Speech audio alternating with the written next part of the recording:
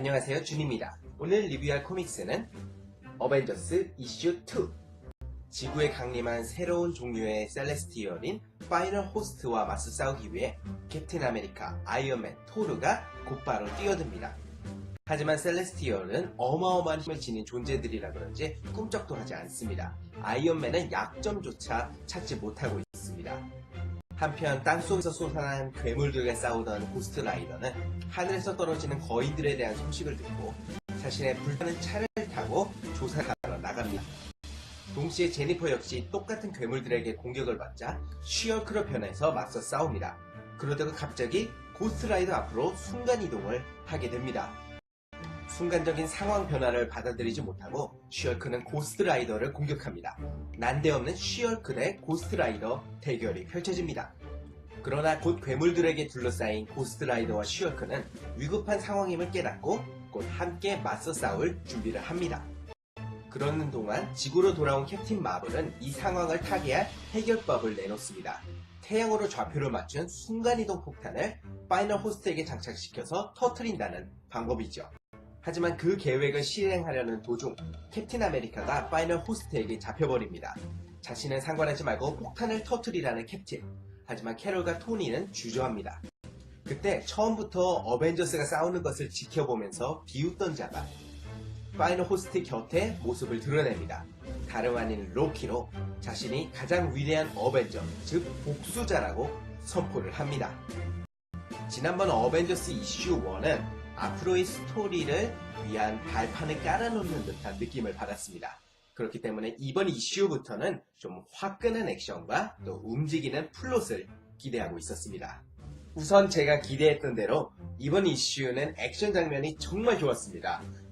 굉장히 역동적이고 또 히어로들이 날리는 펀치와 아이언맨이 발사하는 빔 등이 모두 에너지가 넘쳤습니다. 가끔씩은 너무 도가 지나쳐서 화려함을 넘어서 좀 요란하다는 느낌을 받을 때도 있었지만 전체적으로는 이번 이슈의 액션은 눈으로 굉장히 즐겁게 볼 수가 있었습니다.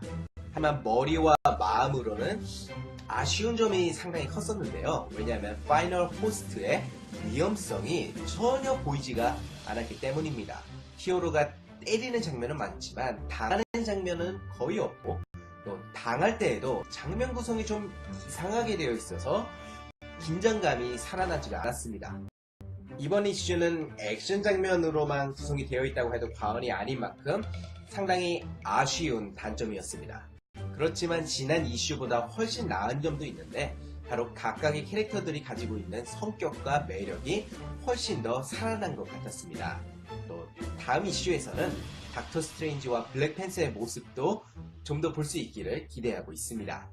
특이한 점으로는 지난 이슈에서도 느낀 것이지만 작가인 제이슨 아런은 어벤져스의 과거의 추억과 미래를 위해서는 반드시 필요한 변화를 적절하게 섞는 것을 목표로 하고 있는 것 같습니다.